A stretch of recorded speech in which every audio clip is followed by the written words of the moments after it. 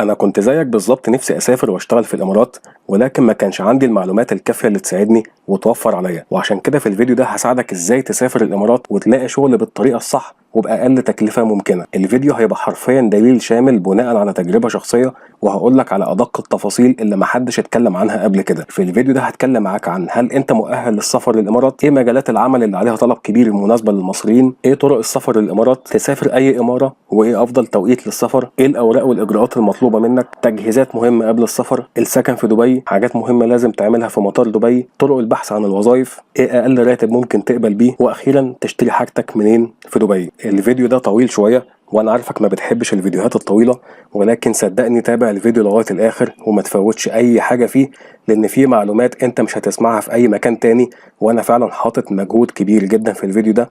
يلا بينا نبدا. اول حاجه لازم تسال نفسك، هل انت مؤهل انك تسافر الامارات؟ سوق العمل في الامارات مختلف عن مصر وعن اي دوله تانية. حرفيا كل جنسيات العالم موجوده في الامارات، والمنافسه فيها عاليه جدا، وعدد الناس اللي في الامارات بيدوروا على شغل من مختلف الجنسيات عددهم ضخم. وعشان كده انا هقول لك على 3 حاجات، لو ال3 ينطبقوا عليك يبقى انت كده مؤهل انك تسافر. رقم 1، الخبره. لو لسه متخرج جديد من الجامعة ومفيش أي خبرة نهائي، قولا واحدا بلاش تسافر حاليا، أو بمعنى أدق أجل فكرة السفر شوية. طب ليه بقولك كده؟ بص يا صديقي العزيز، الإمارات عايزة حد جاي جاهز وعنده خبرة يفيد البلد، لكن هي مش الدولة اللي بتعلم حد من الصفر وتديله تدريب وتشغله وتديله خبرة. طب نفترض انك بتقول انك عايز تشتغل اي حاجة زي كول سنتر مثلا، نفترض ان حصل معجزة وانك اتقبلت في انترفيو وانت مفيش اي خبرة نهائي، بنسبة 99.9% هيبقى من الشروط عشان تشتغل ان الشركة هتقولك ان يكون معاك اقامة، لان هم مش هيعملوا لك اقامة. طيب عشان تعمل اقامة حرة، اولا هي حاجة مش قانونية، وكمان تكلفتها في حدود 7000 درهم، وده مبلغ كبير جدا. ده غير انك هتلاقي المرتب مش هيزيد عن 2000 ل 2500 درهم، وده رقم مستحيل تعرف تعيش بيه. فخلاصة الجزئية دي، خد خبرة في بلدك على الأقل 3 سنين واتعب جدا على نفسك، وبعدها ممكن تفكر تسافر. رقم 2، اللغة الإنجليزية. طبعا الإمارات دولة عربية واللغة الرسمية فيها هي اللغة العربية، ولكن الواقع انك مش هتتكلم حرف واحد عربي، وده راجع لان اغلب المقيمين في الدوله اجانب وعدد المواطنين قليل جدا مقارنه بيهم. وهنا انا مش هقول لك انك تكون بيرفكت في الانجليش ولا الاكسنت بتاعتك تكون امريكان، لان بره مفيش عقده الخواجه زي عندنا. انت كل المطلوب منك انك تكون بتعرف تتكلم واللي قدامك يفهمك وانت تفهمه، ويمكن انت احسن كمان من الاجنبي لان انت بتتكلم لغتين عربي وانجليش، لكن هو بيتكلم انجليش بس. رقم 3، مجال شغلك. لازم تشوف هل مجال شغلك عليه طلب كبير ولا لا، وكمان هل انت كمصري التخصص ده متاح ليك ولا لا. في الامارات في بعض التخصصات معروف انها لجنسيات معينه، يعني مثلا انت واحد بتشتغل في مصر HR، لو سافرت الامارات هيقابلك مشكلتين. رقم 1، ان المجال ده بالذات هتلاقي اللي بيشتغل فيه يا اما هنود او احيانا اوروبيين في المانجيريال ليفل كمدير HR مثلا. نسبه انك تلاقي مصري بيشتغل في المجال ده لا تذكر. رقم 2، هيقابلك مشكله ان في الامارات السيستم وقوانين العمل مختلفه تماما عن مصر، فانت بالنسبه لهم مهما كان عندك خبره في بلدك، لكن بالنسبه للامارات مفيش خبره. حتى هتلاقي دايما اعلانات التوظيف في مجال HR هيقول لك محتاجين خبره جوه الامارات. دي حاجه على سبيل المثال، وانت قيس عليها في مجالك واعمل سيرش وشوف. وعشان اسهلها عليك، دول اكتر مجالات عليها طلب كبير في الامارات وبالنسبه للمصريين والعرب. عندك المجال الطبي بكل تخصصاته سواء دكاتره او تمريض، عندك مجال IT بكل تخصصاته، الذكاء الاصطناعي وهندسه البرمجيات، عندك مجال الديجيتال ماركتنج، عندك مجال الجرافيك ديزاين والموشن جرافيك والفيديو اديتنج. كل حاجه تخص الميديا مطلوبه جدا في الامارات. طبعا في مجالات تانية كتير، ولكن دول اكتر مهنه عليها طلب ومرتباتها عاليه، وفي نفس الوقت متاحه ليك كمصري او من اي دوله عربيه انك تشتغل في المجالات دي. طب نفترض انك خلاص مؤهل انك تشتغل في الامارات، ايه هي بقى طرق السفر للامارات؟ عندك طريقتين للسفر ملهمش تالت. رقم 1، يا اما يجي لك عقد عمل من الامارات عن طريق حد قريبك او صديق عمل لك ريكومنديشن، او مثلا شركه في الامارات شافت البروفايل بتاعك على لينكد ان وشايفين ان خبرتك مناسبه ليهم فهيبعتوا لك، او انك بتبعت ايميلات للشركات في الامارات من وانت قاعد في مصر وتتقبل فيبعتوا لك عقد عمل. بس الطريقه دي ما انصحش بيها لو انت خبرتك مش كبيره، لان بتكون الاولويه للناس اللي جوه الامارات، لان لما الHR بيشوف ان الCV بتاعك مكتوب فيه رقم مصري وانت قاعد في مصر هيرفض الCV بتاعك. في حاجه كمان مهمه، احذر النصابين اللي هيقول لك هجيب لك عقد عمل مقابل مبلغ معين تدفعه، كل ده نصب. الطريقه رقم 2، انك تسافر الامارات بنفسك وتدور على شغل، والطريقه دي هنصحك بيها لو انت لسه حد جونيور او حد لسه سينيور، واغلب الفيديو هيكون موجه للناس اللي هتختار الطريقه دي، وهي انك تسافر بنفسك. طيب خلاص اخدت قرار السفر، اسافر فين بقى في الامارات؟ وايه افضل توقيت للسفر. انت عندك 7 امارات، الافضل ليك كواحد اول مره يجي انك تسافر دبي لان الشغل كله فيها، وتحت منها على طول ابو ظبي العاصمه. لو حابب تروح مفيش مشكله، بس انصحك لاول مره بدبي. لكن مثلا الشارقه وعجمان الفرص فيهم اقل بكتير، وانا في الفيديو ده هيبقى الشرح والكلام كله على اماره دبي. اما بالنسبه لافضل توقيت تيجي تدور فيه على شغل، فانا انصحك من اول نص اكتوبر او اول نوفمبر، بيكون الجو معقول وقتها، وعندك لغايه شهر مارس وابريل. غير كده الجو انت مش هتقدر تستحمله، بالذات ان انت جاي تدور على شغل وطبيعي هتمشي في الشارع لان مش معاك عربيه. نيجي بقى للاوراق والاجراءات اللي مطلوبه منك. رقم 1 يكون معاك جواز سفر ساري وفيه صلاحيه اكتر من 6 شهور، ولو مش معاك جواز سفر انا كنت عملت قبل كده فيديو على القناه في شرح كامل ازاي تعمل جواز سفر، هسيب لك اللينك في ديسكريبشن الفيديو. رقم 2 يكون معاك حجز طيران ذهاب وعوده. طب ليه هتعمل تذكرة عودة؟ لأن أنت هتبقى مسافر على تأشيرة سياحة مش إقامة، فلازم يبقى معاك تذكرة عودة، وفي المطار هيرفضوا أصلا إنك تركب الطيارة غير وأنت معاك تذكرة عودة. وكده كده هي مهمة، لأن لو لا قدر الله ما حصلش نصيب وما لقيتش شغل فهترجع بلدك، لأن حجز الطيران اتجاه واحد بيبقى أغلى من الذهاب والعودة، وكمان الحجز من بره مصر بيكون اغلى. وعشان تعرف ازاي تحجز ارخص تذكره طيران انا كنت عملت فيديو على القناه هسيبهولك في ديسكريبشن الفيديو تتفرج عليه. وفي نصيحه مهمه جدا بخصوص الطيران ومش كتير هيقولك عليها، اعرف شركه الطيران اللي انت حاجز عليها بتنزل في صاله كام في مطار دبي. ليه بقولك كده؟ مطار دبي فيه صاله 1 و2 و3. رقم 1 و3 فيهم محطات مترو من جوه المطار نفسه، فده هيوفر عليك كتير جدا لان التاكسي غالي جدا من المطار. اما صاله 2 فللاسف ما فيهاش محطه مترو ولازم فيها تركب تاكسي، وفي الاغلب صاله 2 بتكون موجهه للشركات الاقتصاديه زي فلاي دبي. انا تجربتي الشخصيه مع مصر للطيران ودي بتنزل في صاله رقم 1. رقم 3 يكون معاك تاشيره دخول الامارات من نوع تاشيره سياحه او زياره. التاشيره في منها نوعين، النوع الاول مدتها شهر واحد والنوع التاني مدتها شهرين. زمان كان في 3 شهور بس اتلغت وبقى مكانها شهرين. طب تختار مين فيهم؟ اوعى تختار الشهر الواحد. طب ليه؟ انت في الامارات عبل اصلا ما يتعمل فلتره للسيفيهات من ضمن ملايين بيقدموا، وعبل ما الاتش ار يتصل بيك هو اصلا ممكن يعدي شهر. فتخيل انك قعدت شهر كامل وعملت مجهود كبير وفي الاخر انت سافرت ورجعت بلدك وضاعت عليك فرص كتير. افضل حاجه انك تعمل تاشيره شهرين، زائد في اوبشن انك تعمل تمديد شهر زياده من نفس الشركه اللي عملت لك التاشيره. يعني الخلاصه اعمل حسابك تقعد 3 شهور على الاقل. رقم 4 يكون معاك على الاقل 1000 دولار او ما يوازيهم بالدرهم الاماراتي، وده قانون جديد عشان للاسف الناس اللي بتسافر وتكسر فيزا، فوارد جدا ان الضابط في المطار يوقفك ويقول لك معاك فلوس قد ايه ويعدهم. بس كده كده انت المفروض يكون معاك اكتر من كده، لان زي ما قلت لك انت على الاقل تقعد 3 شهور. احيانا في المطار ممكن محدش يسالك ولكن في ناس بيسالوها. رقم 5 توثق شهاده التخرج بتاعتك من السفاره الاماراتيه. لو انت خريج جامعه حكوميه هتروح الجامعه بتاعتك وتختمها من امين الجامعه، ولو انت خريج جامعه خاصه او دوليه هتختمها من المجلس الاعلى للجامعات، وفي جامعات بتوفر الخدمه دي بفلوس، يعني مش لازم تروح انت بنفسك. وبعد كده هتروح اي مكتب خارجيه توثقها ختم الخارجيه. واخر حاجه انك توثقها في السفاره الاماراتيه. قبل كده كنت بتروح السفاره بنفسك، لكن حاليا ما بقاش فيه تعامل مباشر مع الافراد من السفاره، والتعامل بقى عن طريق مكتب VFS جلوبال، وده ليه فرعين، واحد في التجمع الخامس والتاني في اسكندريه. مواعيد تقديم الطلبات من الحد للخميس من الساعه 9 الصبح لغايه 1 الظهر، وبالنسبه لمواعيد الاستلام بعد التوثيق بتكون من الساعه 2 للساعه 4. وفي حاجه مهمه خلي بالك، ان الدفع لازم ببطاقه بنكيه بتقبل الدفع الدولي، لان المبلغ هيتخصم منك بالدرهم الاماراتي. وبما ان حاليا اغلب الكروت واقفه في مصر فلازم يكون معاك كريدت كارد اللي هي بطاقه الائتمان، دي الوحيده اللي بتقبل حاليا الدفع بالعملات الاجنبيه، وتكلفه توثيق الشهاده الواحده حوالي 300 درهم اماراتي. رقم 6 وده بالنسبه للشباب فقط، ان يكون معاك تصريح سفر من الجيش، وده سهل جدا ما فيهوش اي مشكله وتقدر تعمله اونلاين، وفي خلال نص ساعه هيتبعت لك تصريح على الواتساب.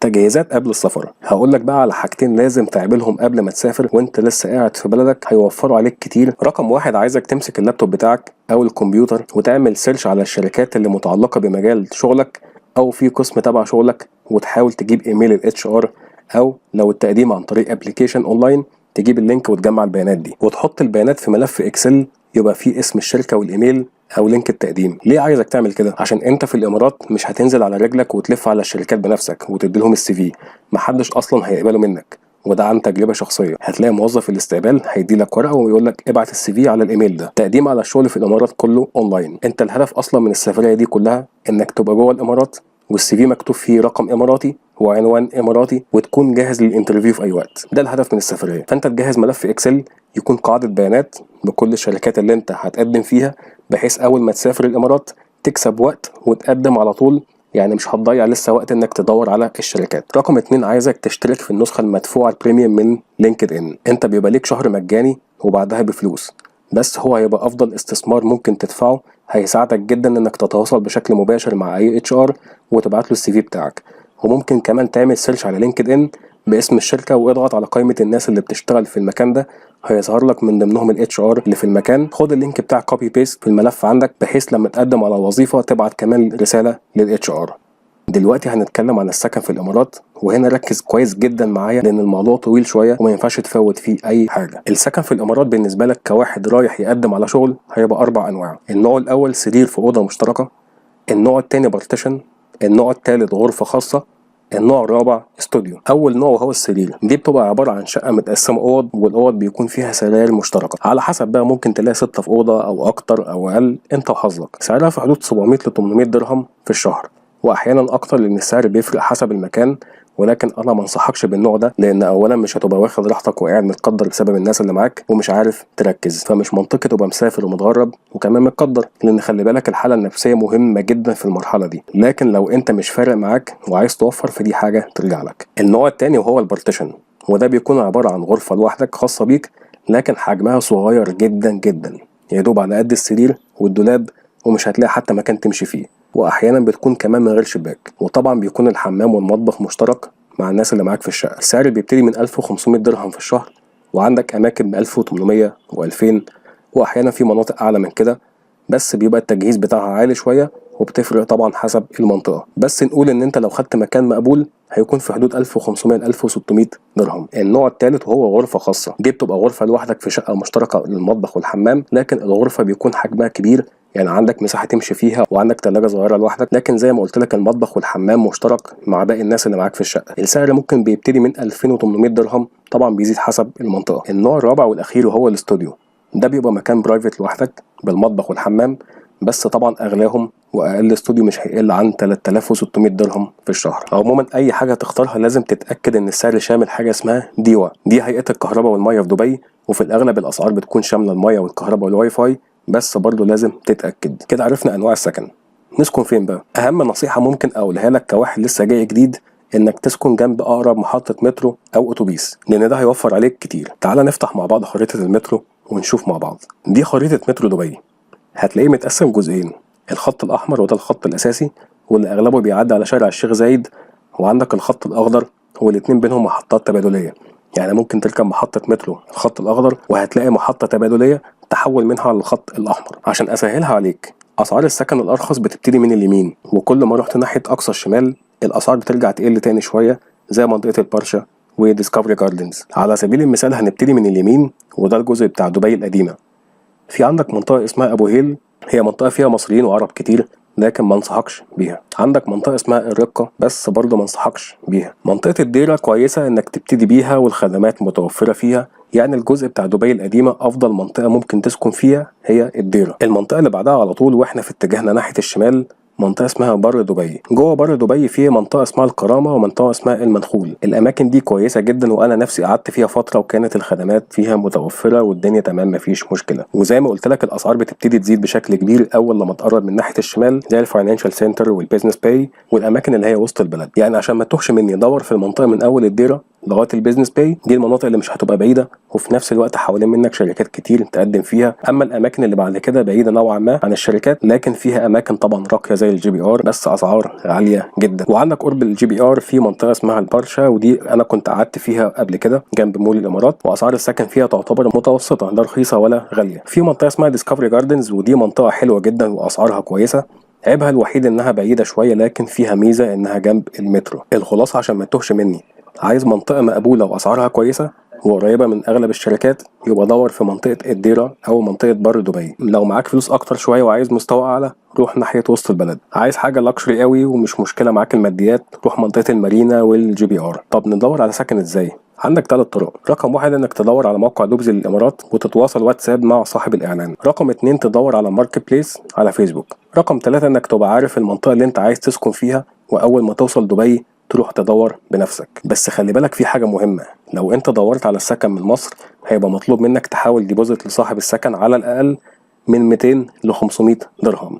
وطبعا مش هينفع انك تعمل تحويل من الحسابات البنكيه في مصر لحساب في الامارات. وهنا الحل الوحيد ان يكون ليك حد في الامارات، حد قريبك، حد صاحبك، هو يحول الفلوس وانت لما تسافر تديله فلوس. وانا عن نفسي عملت كده. طب لو ما تعرفش حد هناك تعمل ايه؟ هيبقى قدامك حلين، يا اما زي ما قلت لك اول لما توصل دبي هتروح وتدور بنفسك، او الحل التاني انك تحجز ليله واحده في اي اوتيل من على موقع بوكينج، منها انك ترتاح بعد السفر، ومنها تدور على سكن وانت هناك، واول ما تلاقي سكن مناسب هتروح تقابل صاحب السكن وتتفق معاه وتدفع له مبلغ كاش. كده كل حاجتك تمام وظبطت دنيتك، هتطلع بقى على المطار وتوصل بالسلامه. اول ما توصل مطار دبي بتروح الجوازات عشان تاخد ختم الدخول، وهتلاقي مسؤول الجوازات وهو بيختم لك الجواز هيديلك شريحه موبايل ببلاش من شركه دو، وعليها نت مجاني لمده 24 ساعه. بس نصيحتي سيبك منها وهات شريحه من شركه اتصالات من جوه المطار عادي. طب ليه انا بقول لك اتصالات؟ لان لو ربنا كرمك ولقيت شغل فهتحول الفيزا بتاعتك من سياحه لاقامه عمل، وشركه اتصالات بتسمح لك انك تحول الخط بتاعك من خط زوار لخط مقيمين. لكن شركة دو للأسف مجرد ما فترة التأشيرة بتاعتك بتنتهي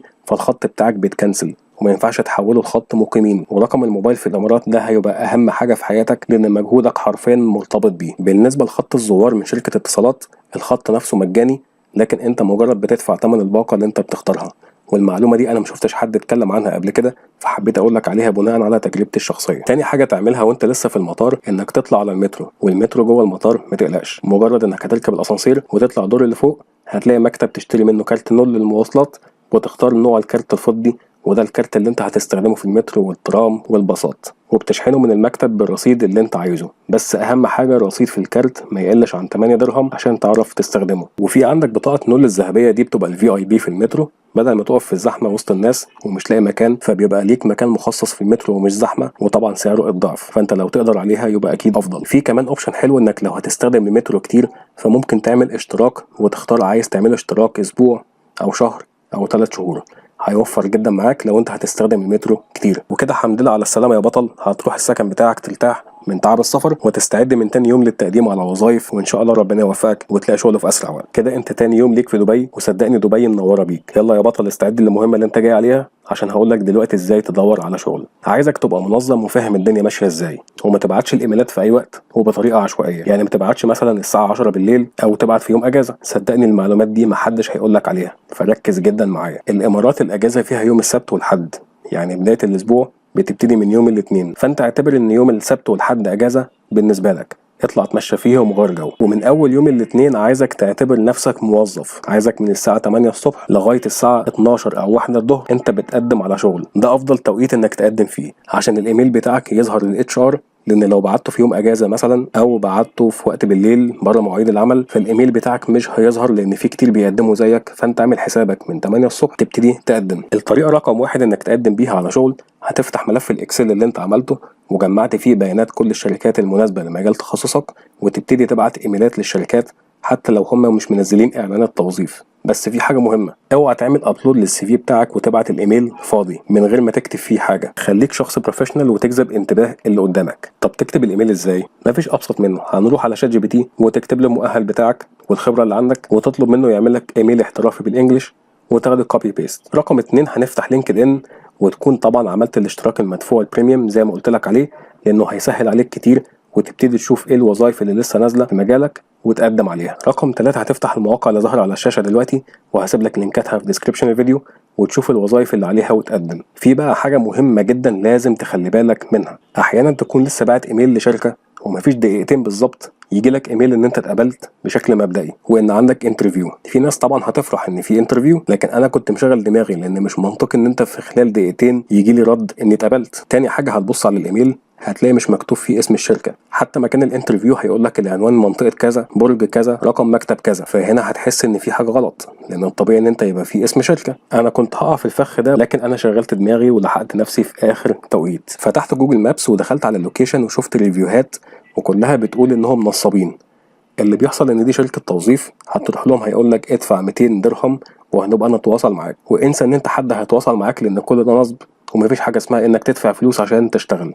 فدي حاجه مهمه جدا كان لازم اقولها لك، لان طريقه النصب دي منتشره جدا، اوعى تقع في الفخ ده. طب لو ربنا كرمك ولقيت شغل، تقبل على راتب قد ايه؟ لو السكن والاكل والشرب والمواصلات كل حاجه على حسابك، يبقى ما تقبلش اقل من 7000 درهم. لو عايز تعيش كويس وفي استوديو لوحدك ممكن تقبل ب 5000 درهم، بس هتبقى قاعد في بارتيشن، فدي حاجه ترجع لك انت عايز تختار ايه بالظبط. لكن بشكل عام ما تقبلش في الحاله دي اقل من 5000 درهم باي شكل. طب لو الشركه هتوفر لك السكن والاكل والشرب والمواصلات وكل حاجه عليهم وقالوا لك هندي لك 2000 درهم، في ناس هتقول لك الراتب قليل، بس في الحاله دي انا هقول لك وافق، لان ال 2000 درهم انت مش هتصرف منهم حاجه طالما الشركه موفره لك كل حاجه. اخر حاجه، تشتري حاجتك منين في دبي؟ في عندك سلسله مولات اسمها داي تو داي، ودي ليها فروع في كل حته في دبي، وده حرفيا ارخص مكان ممكن تشتري منه اي حاجه، وكل حاجه تتخيلها هتلاقيها موجوده. عايز مستلزمات سوبر ماركت هتلاقي، بس السوبر ماركت مش هتلاقيه في كل الفروع. عايز ملابس هتلاقي، عايز اكسسوارات هتلاقي، عايز شنط سفر هتلاقي، كل حاجه حرفيا هتلاقيها. الفيديو ده انا تعبت جدا فيه، فلو عجبك ما تنساش تعمل اللايك الجميل بتاعك واشتراك للقناه وتفعل زر الجرس عشان يوصلك كل فيديوهاتنا الجديده. ولو عندك اي استفسار اكتب لي في الكومنتات وانا هرد عليك. ولو محتاج استشاره برايفت مدفوعه عن السفر والهجره تقدر تتواصل معايا عن طريق الايميل اللي هسيبه لك في ديسكربشن الفيديو. شكرا لكم، السلام عليكم.